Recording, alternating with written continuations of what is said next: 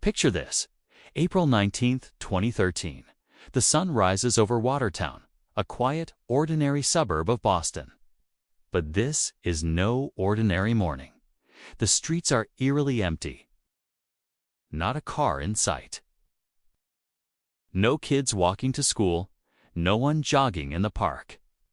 Just an unsettling silence, punctuated by the distant wail of sirens and the rhythmic chop of helicopter blades overhead. The entire town, along with several surrounding communities, is under a complete lockdown, a shelter-in-place order. Residents are glued to their televisions, watching the news unfold, their own neighborhood transformed into the epicenter of a massive, nationwide manhunt. This is the story of the day an American town was brought to a standstill. A day of fear, suspense, and unexpected community spirit, all in the hunt for the Boston Marathon bombers. Just 4 days earlier, on April 15th, a day of celebration turned into a scene of horror.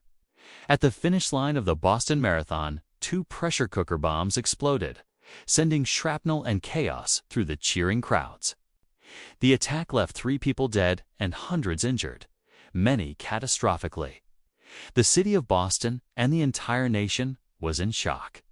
Immediately, a sprawling investigation was launched, led by the FBI. Law enforcement agencies combed through thousands of hours of surveillance footage, witness accounts, and digital photos submitted by the public. The pressure was immense. They needed to find who was responsible, and they needed to find them fast. Within a couple of days, the investigators had their breakthrough.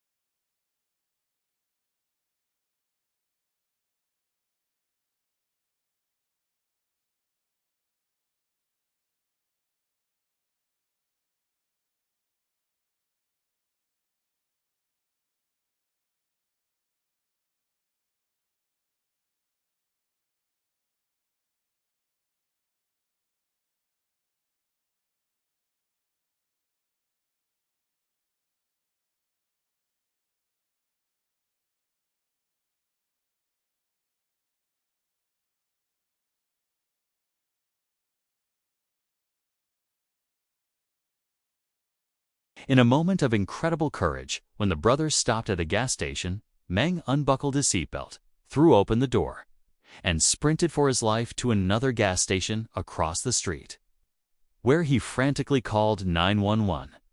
Meng's escape was the critical turning point.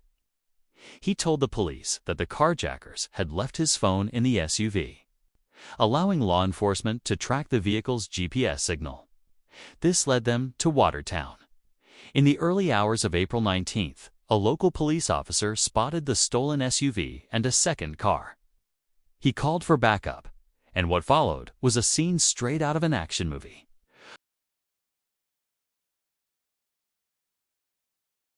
The brothers threw improvised explosive devices, including another pressure cooker bomb, at the officers. The firefight was intense, with over 200 rounds exchanged.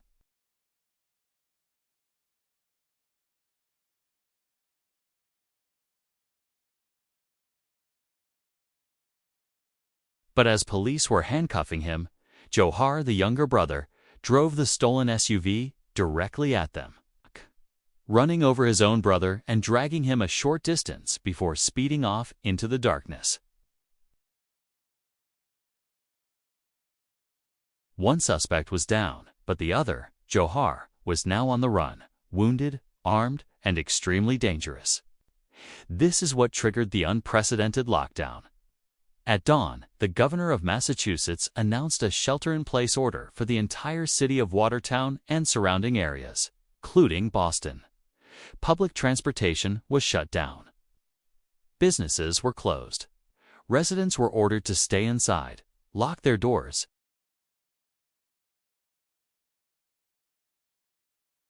For an entire day, a metropolitan area of over 1 million people was frozen. The streets belonged to an army of law enforcement.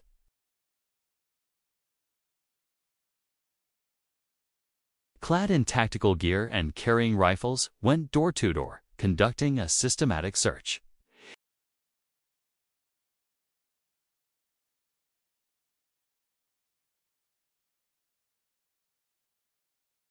Armored vehicles rumbled through quiet suburban streets.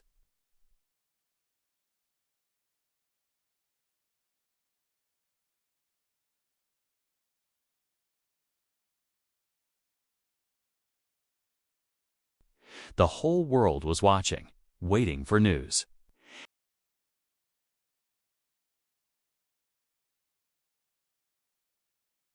By late afternoon, with no sign of the suspect, authorities made a difficult decision.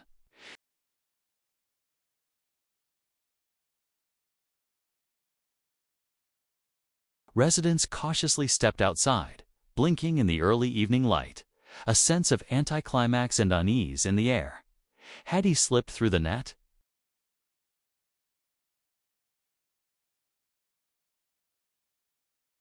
But then, just as people were trying to return to some semblance of normalcy, everything changed because of one Watertown resident.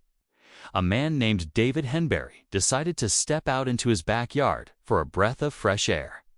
He noticed that a strap on the shrink-wrap cover of his boat, which was dry-docked in his yard, was cut. He thought it was strange. He grabbed a stepladder to take a closer look.